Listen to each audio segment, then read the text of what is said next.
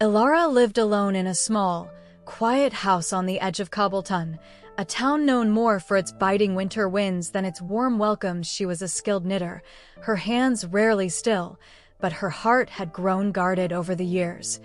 Preferring the company of yarn and patterns to the complexities of people one particularly bleak November afternoon, seeking solace in her craft, she discovered a forgotten skein of wool tucked deep within her grandmother's old cedar chest. It was the softest, warmest wool she'd ever touched, a deep, comforting blue like the twilight sky just before the stars appeared. Driven by a sudden, inexplicable urge, she began to knit, stitch after careful stitch, until she held a simple, beautiful scarf. It felt alive in her hands, humming with a gentle warmth she couldn't explain. The very next morning, frost painting intricate patterns on her windowpane, Ilara ventured into town for supplies.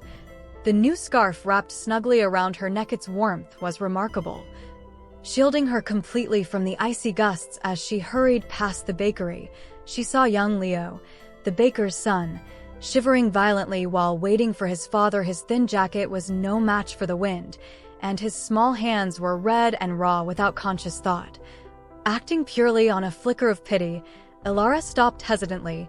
She unwound the scarf from her own neck and gently wrapped a generous length of it around Leo's shoulders and neck. To her utter astonishment, the scarf didn't shorten.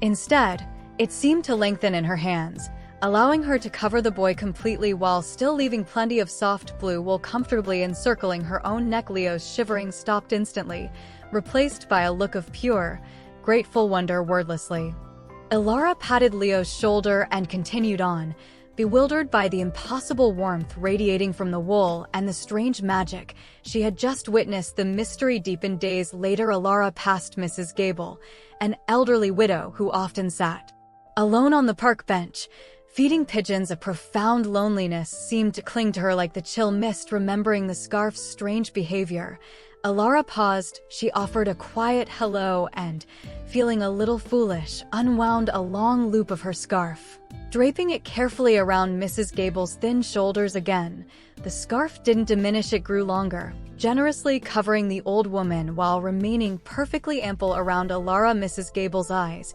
usually clouded with sadness, brightened with surprise, and a fragile, tentative smile touched her lips as the scarf's warmth seemed to seep into her very spirit. News of the remarkable scarf, whispered at first, then shared openly, began to ripple through Cobbleton. People watched Ilara with curious eyes, some skeptical, others hopeful. The scarf's magic seemed reserved solely for moments of genuine need encountered by strangers or near strangers. When Ilara encountered Mr. Finn, the reclusive bookseller, struggling to carry heavy boxes in the sleet, his glasses fogged and his worn coat soaked, she offered the scarf's warmth. It lengthened, covering his head and shoulders like a hooded shawl, leaving him dry and astonished. For Marta, a tired mother whose own scarf had been lost, desperately trying to shield her infant from the wind, Ilara's blue wool grew long enough to wrap securely around both mother and child. Each act of sharing,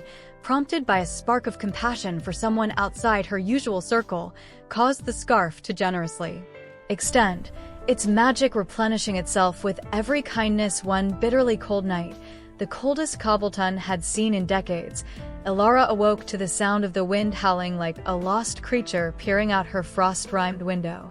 Her heart clenched. Huddled in the dim shelter of the closed market's doorway was a figure she didn't recognize, a man, wrapped only in thin, tattered layers, shivering uncontrollably. He was a stranger, clearly homeless, bearing the harsh weight of the streets on his face. Compassion surged within Ilara, stronger than any lingering reserve. She threw on her coat, grabbed the blue scarf, and hurried out into the biting night. Without a word, she began to unwind the scarf from her own neck, draping its soft folds around the man's shaking shoulders, over his head, across his chest, wrapping him again and again. The scarf responded instantly, growing longer and longer, a river of warm blue wool flowing from her hands. It seemed endless, cocooning the man completely in its protective warmth, while still leaving Ilara comfortably swathed. The man looked up, his eyes filled with disbelief and a profound, speechless gratitude that spoke volumes more than words ever could. By spring, The miraculous blue scarf had become a quiet legend in Cobbleton, a symbol of unexpected kindness and shared warmth. Alara herself was transformed, the guarded lines of her face softened. She smiled more readily, greeted neighbors by name, and found herself stopping to chat. The scarf, impossibly long after so many sharings, remained a constant companion, a tangible reminder of the magic woven into acts of compassion. People began to pay attention, not just to the scarf, but to each other. Neighbors checked on the elderly during storms, shared extra mittens with children, offered hot drinks to those working outside. A subtle current of warmth, inspired by Alara's quiet example and the scarf's tangible magic, began to flow through the town, thawing the frost of isolation that had lingered for too long. One mild morning, as the first true signs of spring painted the trees with pale green buds, Alara went for a walk. She felt a familiar warmth around her neck, but noticed a slight lightness looking down.